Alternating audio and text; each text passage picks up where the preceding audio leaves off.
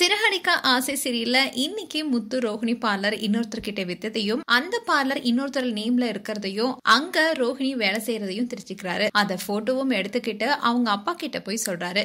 நீதான் எல்லாத்துக்கும் முன்னாடியும் இப்படி சொல்லக்கூடாதுன்னு சொல்லிருக்கல, அதான் உங்ககிட்ட வந்து காட்டுன்னு சொல்றாரு. அவங்க அப்பா போட்டோவை பார்த்து ஏன் இந்த பொண்ணு ஏமாத்துதுன்னு பேசிட்டு இருக்காங்க. முத்து எல்லாத்துக்கிட்டையும் சொல்லிடலான்னு சொல்றாரு. ஆனா அவங்க அப்பா இதுல யாருக்கும் லாபம் இல்ல, யார்கிட்டயும் நீ கண்டிப்பா சொல்லவே கூடாதுன்னு சொல்றாரு. அந்த சமயத்துல ரோஹிணி வந்து எனக்கு ரொம்ப வேலை ஆண்டின்னு சொல்றாங்க. நீ ஏமா எல்லா வேலையும் செய்யற, ஸ்டாஃப் கிட்ட கொடுக்க வேண்டியதானே, நான் வேணா கலால வந்து உட்காந்துக்கவா, விஜயா பியூட்டி வேர்ல்ட்னு வச்சிருக்க, நானே வந்து உட்காந்துறேன்னு சொல்றாங்க. உடனே முத்து இரும்பாரு.